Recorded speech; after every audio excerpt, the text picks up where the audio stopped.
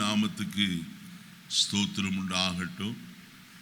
ஆசீர்வதிக்கப்பட்ட இந்த நல்ல நாளுக்காய் கர்த்தரை நன்றி நிறைந்த இதயத்தோடு ஸ்தோத்திரிக்கிறேன். விசேஷமாய் இந்த 12வது மாதத்துக்குள்ள நாம் பிரவேசிக்கும் ஸ்லாக்கியத்தை கர்த்தர் நமக்கு தந்திருக்கிறார். எத்தனையோ பேருக்கு கிடைக்காத ஒரு பெரிய ஸ்லாக்கியம் நாம் ஒரு புதிய மாதத்துக்குள்ள பிரவேசிப்பது. இந்த நாளிலும் விசேஷமாய் நாம் தேவ சமூகத்தில் கூடி கர்த்தரை பாடவும் அவருடைய நாமத்தை மகிமைப்படுத்த வந்திருக்கிறோம். இன்றைக்கும் நமக்கு இன்று கர்த்தர் அருளி செய்கிற தேவனுடைய வார்த்தைகளை நாம் கேட்கலாம். அதற்கு ஆதாரமாக 138ஆம் சங்கீதம் 8ஆம் வசனத்தை நாம் வாசிக்க கேட்போம். 138ஆம் சங்கீதம் 8வது வசனம், கடைசி வசனம். கர்த்தர் எனக்காக யாவையும் செய்து முடிப்பார். கர்த்தர் எனக்காக யாவையும் செய்து முடிப்பார். கர்த்தாவே உமது கிருபை என்றும் உள்ளது. உமது கரத்தின் கிரியைகளை நெகிழ விடாதிருப்பீராக. தலைகளை தாழ்த்தி ஜெபிப்போமா. பரலோகத்தின் நல்ல பிதாவே, நல்ல வேளைக்காய் ஸ்தோத்திரம். இந்த காலை வேளையிலே எங்களை உம்முடைய சன்னிதானத்தில் கூட்டி சேர்த்திருக்கிறீர். இப்பொழுதும் உடைய வார்த்தைகளை கொண்டு எங்களோடு நீர் பேசும் ஆண்டவரே. அன்றைக்கு அப்பத்தை எடுத்து ஸ்தோத்திரம் பண்ணி அதை பிட்டு உடைய சீஷர்களுக்கு கொடுத்த போது அவர்கள் ஆசீர்வதிக்கப்பட்டதை நாங்கள் பார்க்கிறோம். இன்றைக்கும் ஆண்டவரே ஸ்தோத்திரம், இந்த வசனமாய் அப்பத்தை நீர் பிட்டு எங்களுக்கு தருவீராக. உம்மை நாங்கள் இந்த வார்த்தைகளின் மூலமாய் கண்டடைய எங்களுக்கு அனுக்கிரகம் செய்யும். உடைய கிருபை இருக்கட்டும். வலைதளத்தில் எங்களோடு இணைந்திருக்கிறவர்களுக்கு ஆயும் ஸ்தோத்திரம். இதற்கு பின்பு இதை பார்க்கிறவர்களுக்கு ஆயும் ஸ்தோத்திரம். யாவரையும் ஆசீர்வதியும். இயேசுவின் நாமத்தில் இன்னும் வேறு யாராகிலும் ஒருவர் உண்டானால் கர்த்தர் துரிதமாய் கொண்டு வாரும். இயேசுவின் நாமத்தில் பிதாவே, ஆம். மீண்டுமாய் ஒரு விசை கூட அந்த வசனத்தை வாசிக்கலாம். கர்த்தர் எனக்காக யாவையும் செய்து முடிப்பார். கர்த்தருடைய பரிசுத்த நாமத்துக்கு மகிமை உண்டாகட்டும். இந்த 12வது மாதத்தில் ஒரு நிறைவான மாதத்திற்குள்ளே நான் வந்திருக்கிறோம். இனி அடுத்தது ஒரு புதிய வருஷத்துக்குள்ளே நாம் இன்னும் சில நாட்களிலே பிரவேசிக்க போகிறோம். இந்த மாதத்திலும் கர்த்தர் நம்மோடு கூட இடைப்படுகிற அல்லது பேசுகிற ஒரு தேவனுடைய வார்த்தை, கர்த்தர் எனக்காக யாவையும் செய்து முடிப்பார். தாவீதுக்கு மட்டுமல்ல, அவருடைய பிள்ளைகளாய் காணப்படுகிற யாவருக்கும் இந்த வார்த்தை சொந்தமாயிருக்கிறது. என்றால் அப்போஸ்தலர் நடபடிகளின் புஸ்தகம் 2ஆம் அதிகாரத்திலே நான் வாசிக்கிற வேளையில கர்த்தருடைய வார்த்தையானது இவ்விதமாய் சொல்லப்பட்டிருக்கிறத நாம் பார்க்கிறோம். அப்போஸ்தலர் 2ஆம் அதிகாரம் அங்கே வசனத்தை 39வது வசனத்தை வாசிக்கும் போது, வாக்குத்தத்தமானது உங்களுக்கும் உங்கள் பிள்ளைகளுக்கும் நம்முடைய தேவனாய கர்த்தர் வரவழைக்கும் தூரத்துள்ள யாவருக்கும் உண்டாயிருக்கிறது. இது யாரோ ஒருவருக்கு மட்டுமல்ல. தேவனுடைய வாக்குத்தத்தம், வாக்குத்தத்தமானது உங்களுக்கும் உங்கள் பிள்ளைகளுக்கும் நம்முடைய தேவனாய் கர்த்தர் வரவழைக்கிற தூரத்துள்ள யாவருக்கும் உண்டாயிருக்கிறது. அதனால எல்லாருக்கும் சொந்தமானதுதான் தேவனுடைய வார்த்தை. எனக்கென்று நாம் தனிப்பட்ட விதத்தில் உரிமை பாராட்ட முடியும். ஆனால் கர்த்தருடைய வாக்குத்தத்தம் எல்லாம் கர்த்தருடைய வசனத்தில் வாசிக்கும் போது 2 கொரிந்தியர் 1ஆம் அதிகாரத்தில் இவ்விதமாய் சொல்லப்பட்டிருக்கிறது. 2 கொரிந்தியர் 1ஆம் அதிகாரம் 20வது வசனத்தை வாசிப்போம். எங்களால் தேவனுக்கு மகிமை உண்டாகும்படி தேவனுடைய வாக்குத்தத்தங்கள் எல்லாம் இயேசு கிறிஸ்துவுக்குள் ஆம் என்றும் அவருக்குள் ஆமேன் என்றும் இருக்கிறது. தேவனுடைய வாக்குத்தத்தம் கிறிஸ்து இயேசுவுக்குள் ஆம் என்றும் ஆமேன் என்றும் அப்படியே ஆக கடவது என்றும் இருக்கிறது என்று கர்த்தருடைய வசனத்தில் வாசிக்கிறோம். அப்படியானால் யார் எனக்கு இந்த வாக்கு தத்தத்தை கர்த்தர் தந்திருக்கிறார் விசுவாசிக்கிறார்களோ, விசுவாசிக்கிற எல்லாருக்கும் அந்த வாக்கு தத்தம் என்ன செய்யும்? கிரியை செய்கிறதாய் காணப்படும். என்றால் வாக்கு தத்தம் பண்ணினவர் உண்மை உள்ளவராயிருக்கிறார். அவர் வாக்கு மாறாதவர் என்று வசனத்தில் வாசிக்கிறோம். அருமையான ஆபிரகாம் வாக்குத்தத்தம் பண்ணினவர் உண்மை உள்ளவர் என்று எண்ணி அவன் என்ன செய்தானாம்? கர்த்தரை துதிக்கிறவனாய் காணப்பட்டான். ரோமருக்கு எழுதின நிருபம் 4ஆம் அதிகாரத்திற்கு வருவோமானால் அங்கே வசனம் இப்படியாய் சொல்லப்பட்டிருக்கிறது. வாசிப்போமா? 20வது வசனத்திலிருந்து வாசிக்கலாம். தேவனுடைய வாக்கு தத்தத்தை குறித்து அவன் அவிசுவாசமாய் சந்தேகப்படாமல் தேவன் வாக்கு தத்தம் பண்ணினதை நிறைவேற்ற வல்லவராய் இருக்கிறார் என்று முழு நிச்சயமாய் நம்பி தேவனை மகிமைப்படுத்தி விசுவாசத்தில் வல்லவனானான். அப்ப தேவன் நிறைவேற்ற எப்படிப்பட்டவர்? வல்லவராய் இருக்கிறார் என்று எப்படி நம்பினானா? அரகுர மனதோடு அல்ல, முழு நிச்சயமாய் நம்பி அடுத்து அவன் செய்த காரியம் தேவனை அவன் மகிமைப்படுத்தினான். கர்த்தாவே, இந்த வாக்கு தத்தம் எனக்குரியது, என் குடும்பத்திற்குரியது, என் பிள்ளைகளுக்குரியது என்று சொல்லி கர்த்தரை துதிக்கிறவனாய் காணப்பட்டான். அந்த வாக்கு தத்தத்தை அவன் என்ன செய்தான்? பெற்றுக்கொண்டான் என்று எழுதப்பட்டிருக்கிறது. கர்த்தர் அதை நிறைவேற்றுகிறவராய் காணப்பட்டார். ஒருவேளை கால தாமதங்கள் நேரிடலாம். நமக்கு நம்முடைய விசுவாச குறைவு நிமித்தம் அப்படி ஏற்படலாம். ஆனாலும் கர்த்தருடைய வாக்குத்தத்தம் நமக்கு உண்டாயிருக்குமானால் அது நிச்சயம் நம்முடைய வாழ்க்கையில் என்ன செய்யும்? நிறைவேறியே ஆகும். ஒரு நாளும் அது நிறைவேறாமல் போவதில்லை. என்றால் வசனத்தில் வாசிக்கிறோம், குறித்த காலத்திற்கு தரிசனம் இன்னும் என்ன செய்யப்பட்டிருக்கிறது? அது வைக்கப்பட்டிருக்கிறது. அது என்ன செய்யாது? தாமதியாது. அது நிச்சயமா என்ன செய்யும்? நிறைவேறும் என்று கர்த்தருடைய வசனத்தில் நான் வாசிக்கிறோம். ஆகையினால தாமதமானாலும் கர்த்தர் நிறைவேற்ற எப்படிப்பட்டவர்? வல்லவர். காரணம் என்ன தெரியுமா? தேவனுடைய வார்த்தைகள் எல்லாம் வானங்களில் என்ன செய்யப்பட்டிருக்கிறது? நிலை கொண்டிருக்கிறது என்று வசனத்தில் வாசிக்கிறோம். ஆகையால் இந்த காலைவெளியில கர்த்தர் நமக்கு கொடுத்த வாக்கு தத்தத்துக்காய் நம்முடைய கரங்களை உயர்த்தி கர்த்தரை ஸ்தோத்திரம் பண்ணுவோமா?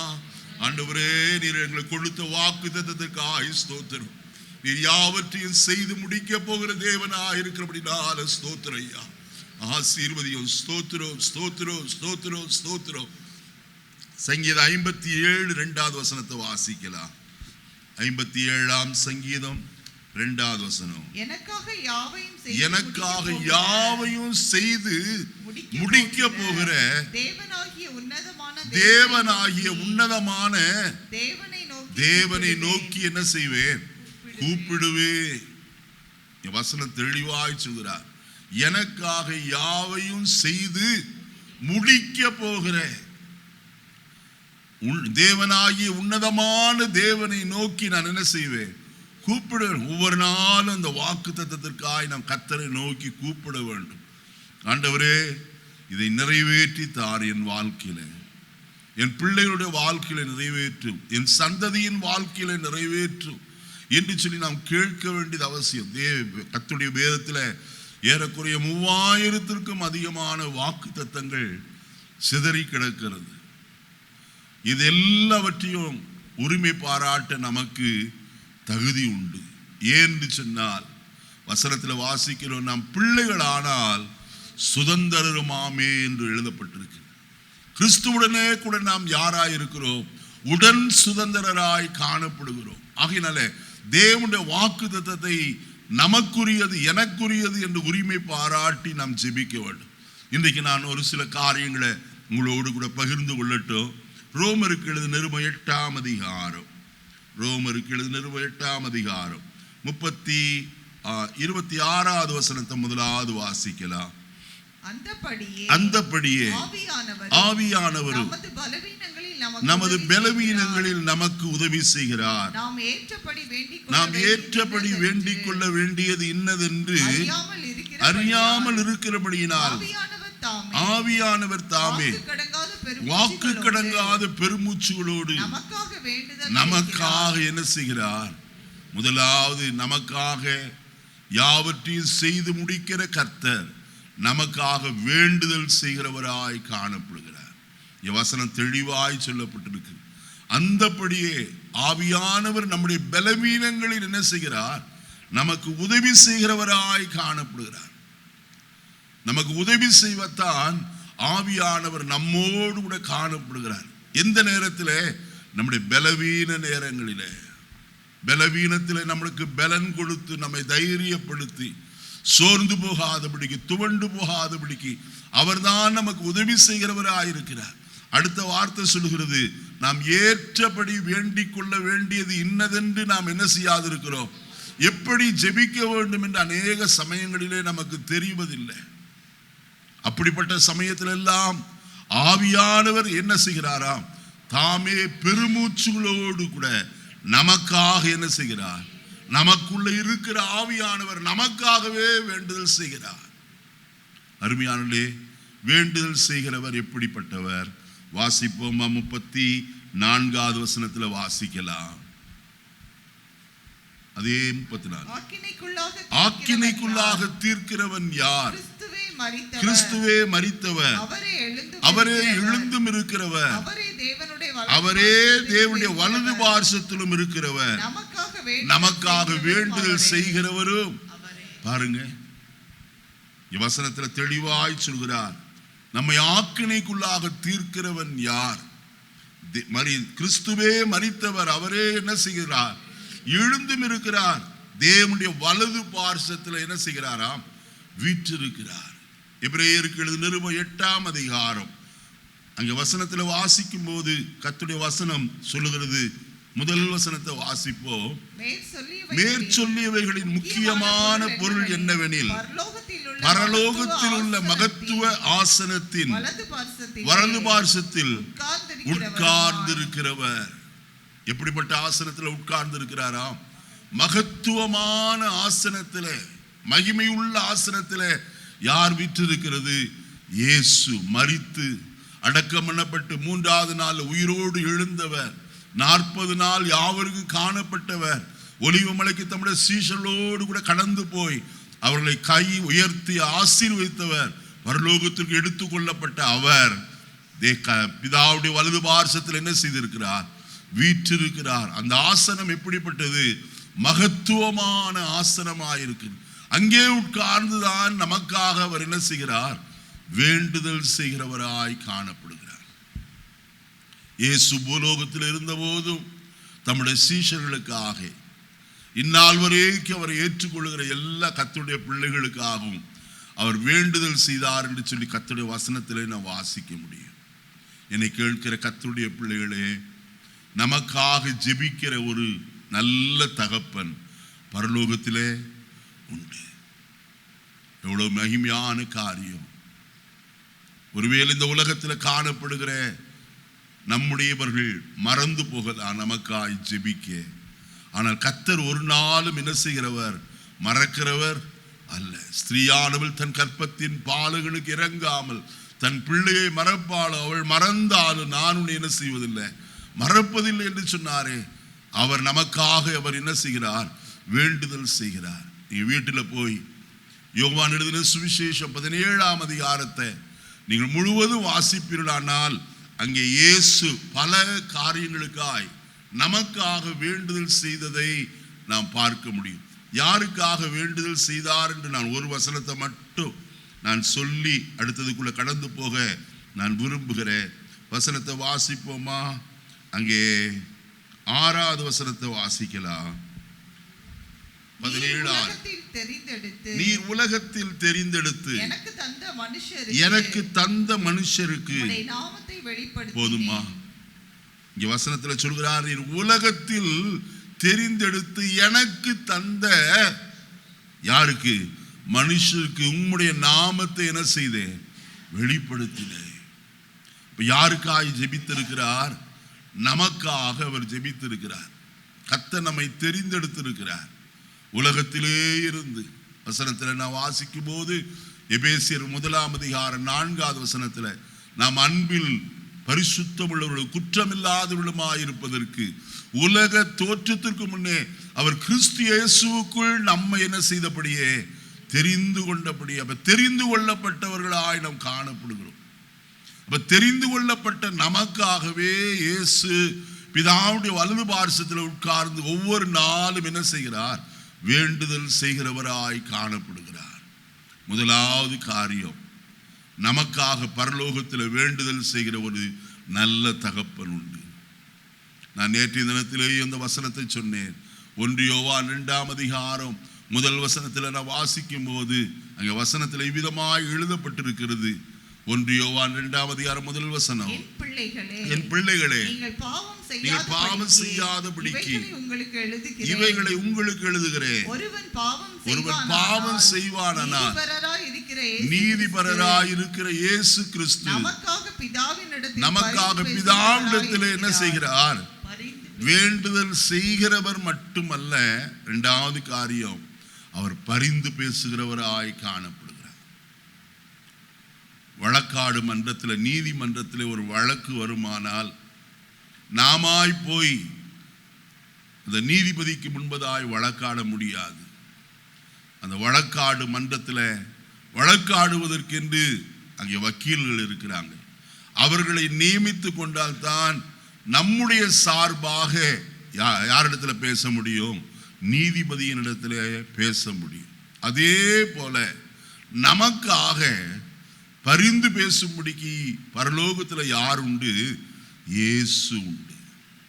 எத்தனை பேருக்கு சந்தோஷம் இந்த காலை வேளையில் எனக்காய் பரிந்து பேசுகிற ஒரு நல்ல தகப்பன், ஒரு வக்கீலாக, ஒரு அட்வொகேட்டாக நமக்கும்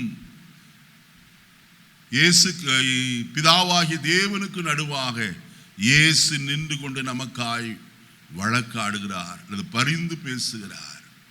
எதற்கு? அங்க வசனத்தில் எவ்விதமாய் நான் வாசிக்க கேட்டோம்.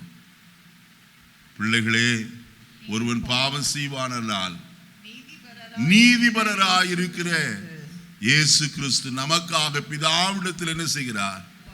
பரிந்து பேசுகிறார். எதற்கு? அடுத்த வசனம், நம்முடைய பாவங்களை நிவர்த்தி செய்கிற கிருபாதார பலி அவரே.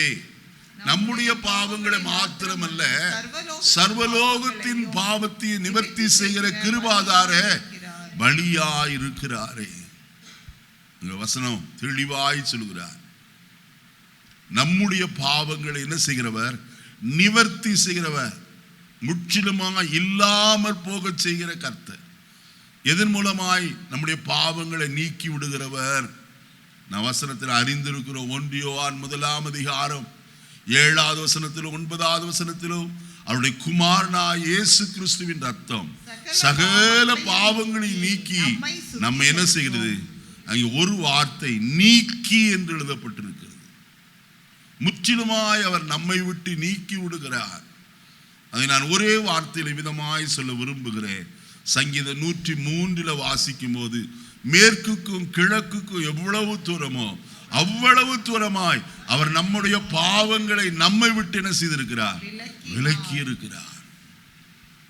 ஆகையால் ஒருவேளை நம்முடைய வாழ்க்கையில குற்றமோ குறைவுகளோ ஏற்பட்டாலும் பிதாவாகி தேவனுக்கு முன்பதாய் கிறிஸ்து தாம் இந்த உலகத்தில் சிந்தின தம்முடைய ரத்தத்தோடு கூட நமக்காய் என்ன செய்து இருக்கிறார்? பரிந்து பேசுகிறார். நமக்காய் எல்லாவற்றையும் செய்கிற கர்த்தர் ஒருவர் பரலோகத்தில் உண்டு. இனி 3வது காரியத்துக்குள்ள கடந்து போவோம். ஆதியாகமத்தின் புஸ்தகம் 39ஆம் அதிகாரம் 3வது வசனத்தை நான் வாசிக்கலாம். 39:3. கர்த்தர் அவனோடே இருக்கிறார் என்றும் அவன் செய்கிற யாவையும் கர்த்தர் வாய்க்க பண்ணுகிறார் என்றும் அவன் எஜமான் என்ன செய்தான்? கண்டான். நல்ல கவனிக்கணும். இந்த சம்பவத்தை நாம் நன்றாய் அறிந்திருக்கிறோம். யோசேப்பு இப்பொழுது போத்திபார் வீட்டிலே விற்கப்பட்டவனாக அவன் அந்த வீட்டிலே வேலைக்காரனாய் காணப்படுகிறான். அவன் எஜமான் முதலாவது அவனிடத்தில் கண்டுபிடித்த ஒரு காரியம், கர்த்தர் அவனோடு கூட என்ன செய்கிறார்? இருக்கிறார். அருமையானே, ஒரு புறஜாதி எகிப்தியன் இஸ்ரவேலனாகிய ஒரு யோசேப்போடு யார் இருக்கிறது? கர்த்தர் இருக்கிறார் என்று கண்டுகொண்டான். எப்படி கண்டுகொண்டான்? அவன் செய்கிற எல்லாவற்றையும் கர்த்தர் என்ன செய்கிறார்? வாய்க்க செய்கிறார் என்று சொல்லி அவன் எஜமான் அதை கண்டதை நாம் பார்க்கிறோம். இன்னைக்கு நம்முடைய கையின் பிரயாசங்களை கர்த்தர் தான் வாய்க்க செய்கிறவர். நாம எந்த பிரயாசப்பட்டாலும் கர்த்தர் நமக்கு கிரியை செய்யாவிட்டால் எதுவும் வாய்க்காது. சில பேர் சொல்லுகிறார்களே, கை கெட்டினது வாய்க்கு எட்டவில்லையே. அப்படி அல்ல. ஒரு தேவ பிள்ளையினுடைய வாழ்க்கையில கர்த்தர் காரியத்தை கைகூடி வரப்பண்ணுகிறவர். நெகேமியாவின் புஸ்தகத்தில் 2ஆம் அதிகாரம் 20வது வசனத்தை வாசிக்கிற வழியில கர்த்தர் காரியத்தை கைகூடி வர பண்ணுவார் என்று தான் எழுதப்பட்டிருக்கிறது. இன்னைக்கு நம்முடைய காரியத்தை கர்த்தர் வாய்க்க பண்ண ஒரே ஒரு காரியம்தான் தேவை. நமக்கு திறமையோ சாமர்த்தியமோ அல்லது படிப்போ பட்டமோ இதெல்லாம் தேவையில்லை. நமக்கு தேவை தேவன் நம்மோடு கூட இருக்க வேண்டும். கர்த்தர் நம்மோடு கூட காணப்பட வேண்டும். அப்பொழுதுதான் கர்த்தர் காரியத்தை என்ன செய்ய முடியும்? வாய்க்க செய்ய முடியும். கர்த்தர் நம்மோடு கூட இருக்க வேண்டுமானால் நாம் செய்ய வேண்டிய காரியம் என்ன? 2 கொரிந்தியர் 13ஆம் அதிகாரம் 11வது வசனத்தை வாசிப்போம். 2 கொரிந்தியர் 13:11.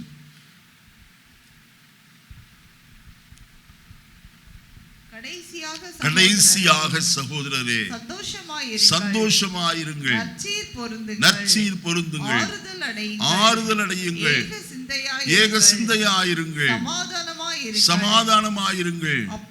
அப்பொழுது அன்புக்கும் சமாதானத்திற்கும் காரணராகிய தேவன் இதெல்லாம் செய்யுங்கள். அப்பொழுது அன்புக்கும் சமாதானத்துக்கும் காரணராகிய கர்த்தர் உங்களோடு கூட இருப்பார்.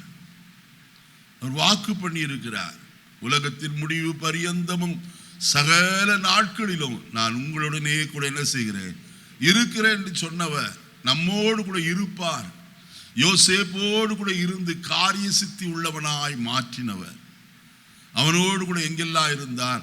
போத்திபாடு வீட்டிலே இருந்த போதும் இருந்தார், சிறைச்சாலையிலே காணப்பட்ட போதும் காணப்பட்டார், பார்வோனுக்கு முன்பதாய் நிற்கும் போதும் கர்த்தர் அவனோடு கூட இருந்தார்.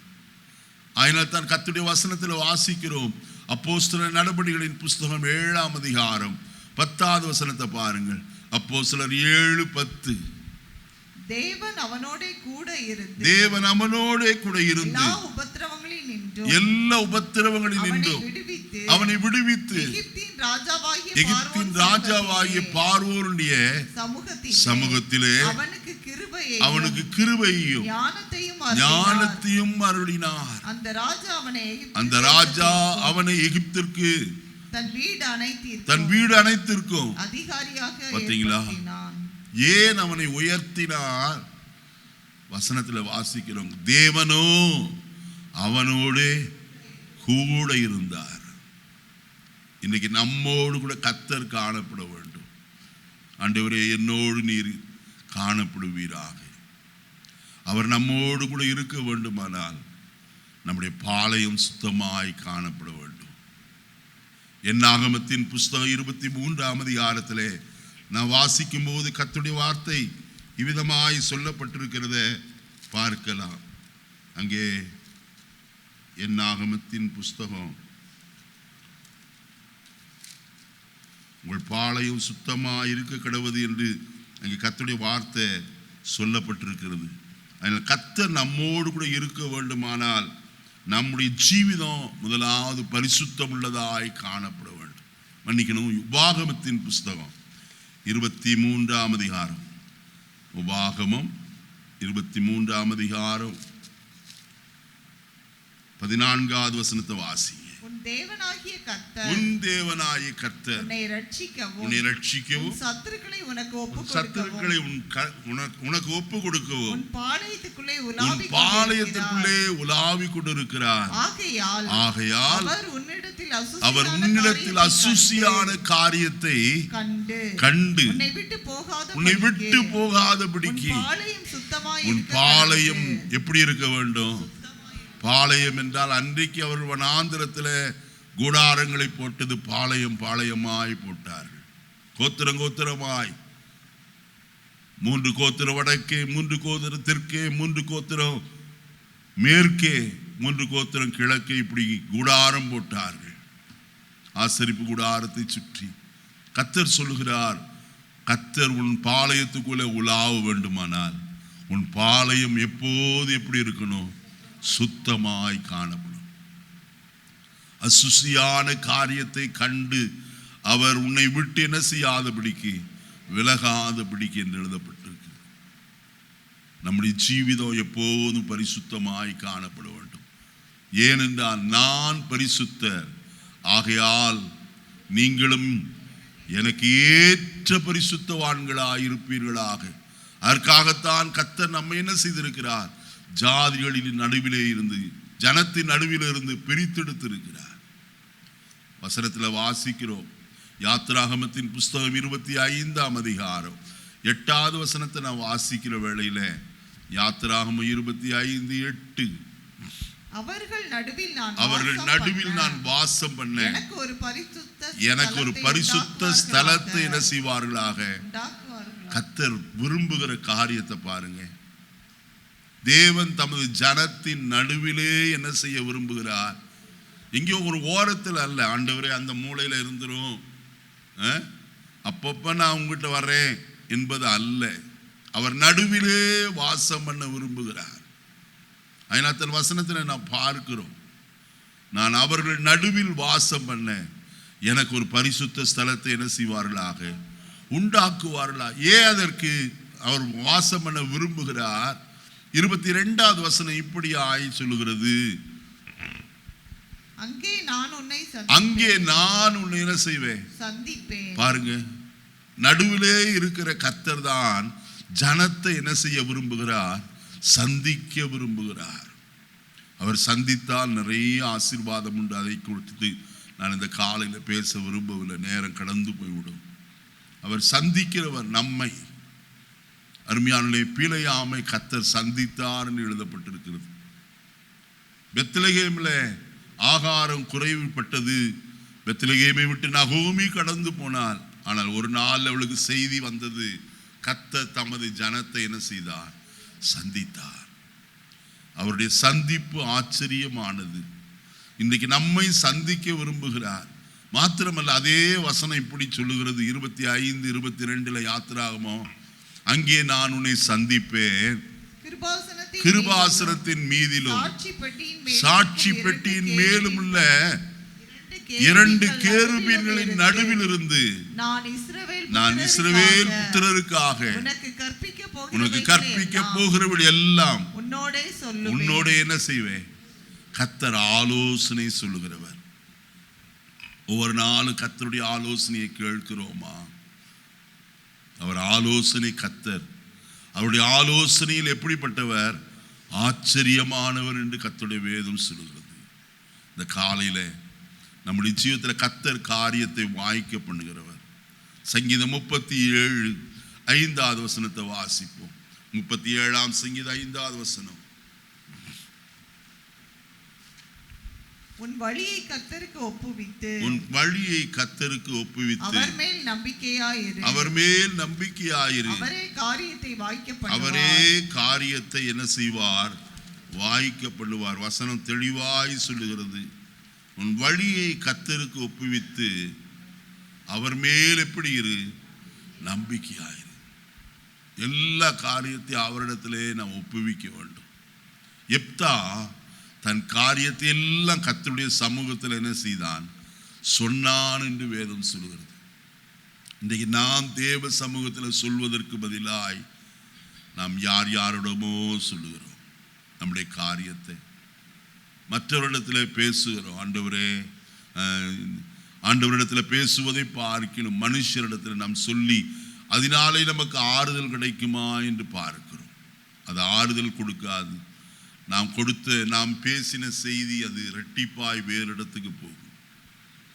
அது இன்னும் அப்படியே மற்ற வார்த்தைகள் எல்லாம் சேர்ந்து போகும். ஆனால் ஒன்று, தேவ சமூகத்தில் நம்முடைய காரியத்தை எல்லாம் ஒப்படைப்போமானால், ஆண்டவரே நீர் எனக்கு எல்லாவற்றையும் செய்யும் ஆண்டவரே. அவர் நேர்த்தியாய் செய்கிற கர்த்தர். இந்த 25ஆம் வருஷத்தின் கடைசி மாதமாய் இந்த 12வது மாதத்தில் கர்த்தர் உங்களுக்காக யாவையும் செய்து முடிப்பார். எதை நீங்கள் செய்கிற எல்லா கிரியைகளையும் கர்த்தர் வாய்க்க செய்வார். உங்களுக்கு இதுவரைக்கும் ஒருவேளை நஷ்டமோ தோல்விகளோ வந்திருக்கலாம். ஆனால் கர்த்தர் இந்த காலை வேளையில் சொல்லுகிற காரியம், கர்த்தர் தோல்வியை ஜெயமாய் மாற்றுகிறவர். அவர்தான் நம்மோடு கூட காணப்படுகிறார். இதுவரைக்கும் எத்தனையோ தோல்விகளை பார்த்திருக்கலாம்.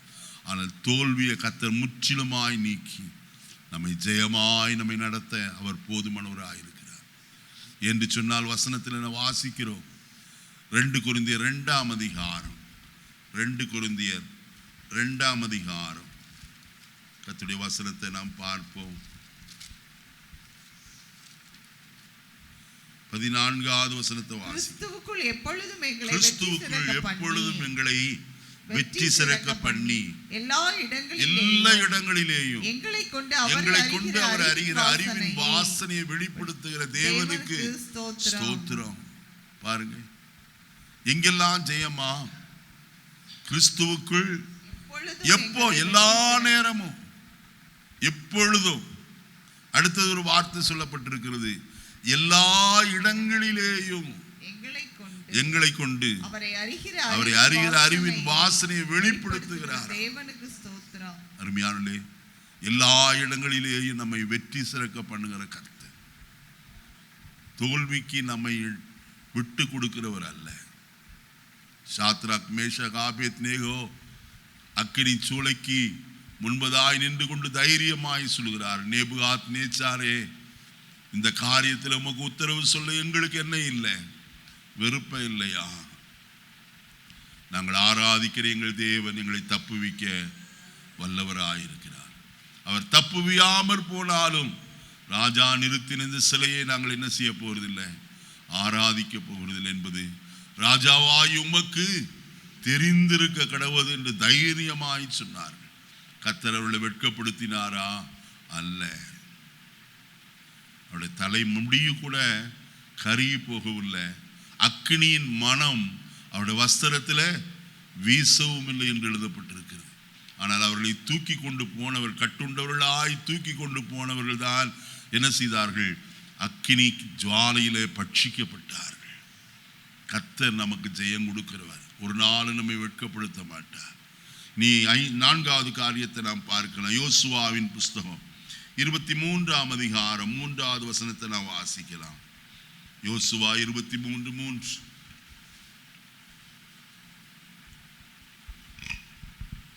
உங்கள் தேவனாகிய கர்த்தர் உங்களுக்கு முன்பாக சகல ஜாதிகளுக்கும் செய்த யாவையும் நீங்கள் கண்டீர்கள். உங்கள் தேவனாகிய கர்த்தர் தாமே உங்களுக்காக என்ன செய்வார்?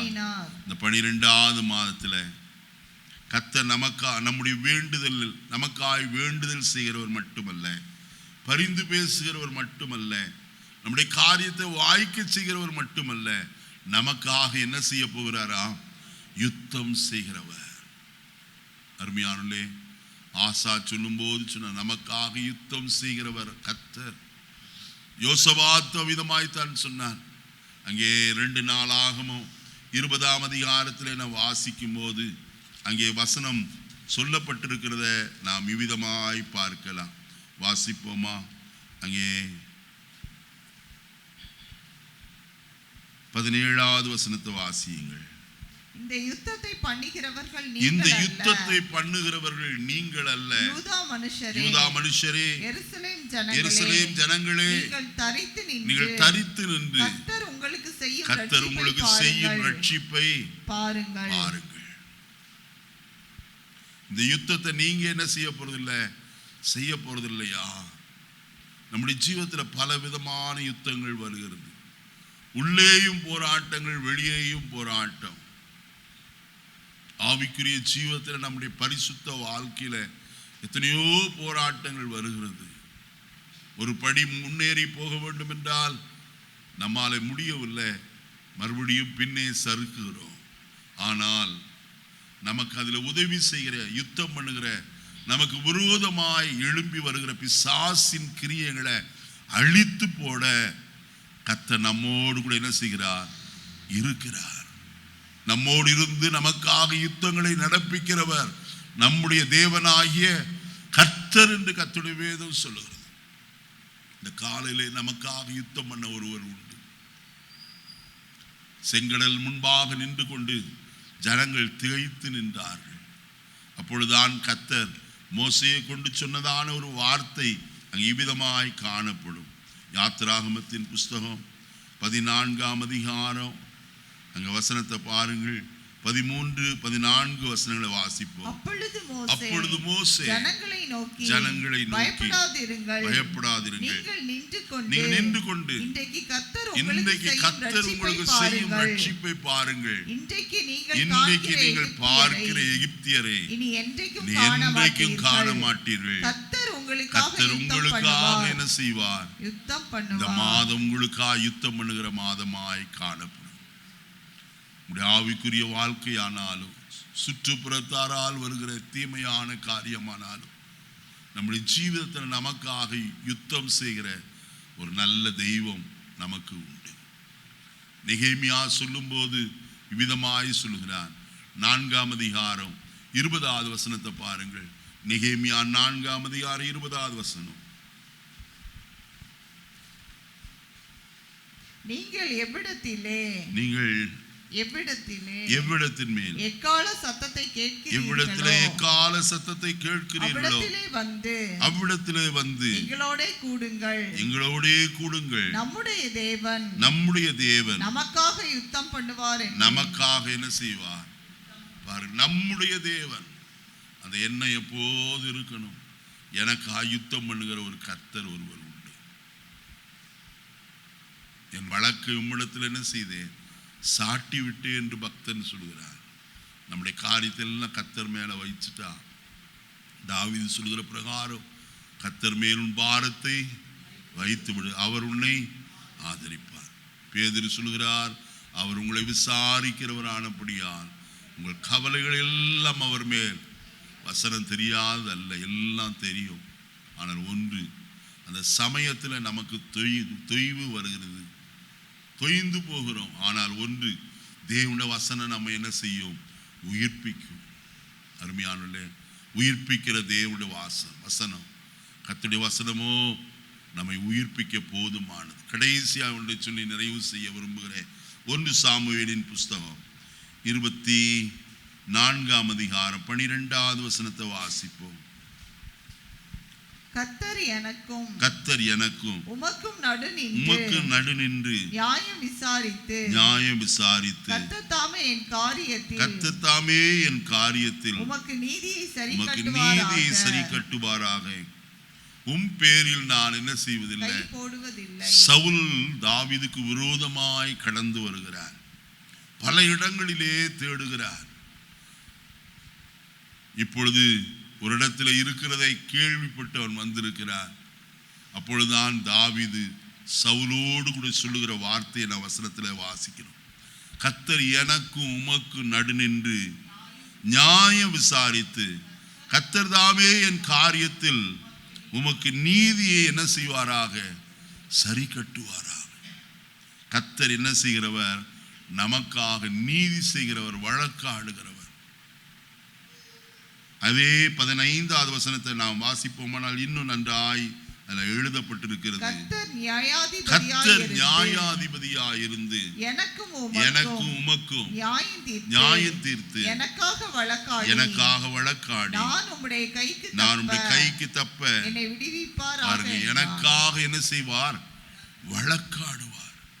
தாவீது தைரியமாய் சொல்கிறார், கர்த்தர் நியாயாதிபதியாயிருந்து எனக்காக என்ன செய்வார், எத்தனை பேர் விசுவாசிக்கணும்? கர்த்தர் எனக்காக வழக்காடுகிற கர்த்தர், என் நியாயத்தை விசாரிக்கிறவர், என்னுடைய நியாயத்தை கர்த்தர் முன்பாய் நிறுத்துகிறவர். அவர் எனக்கு போதும். இந்த வார்த்தைகளினாலே கர்த்தர் உங்களை ஆசீர்வதிப்பாராக. கர்த்தர் நம்முடைய வாழ்க்கையில் இந்த 12வது மாதத்தில் நமக்காக யாவற்றையும் செய்கிற கர்த்தர்.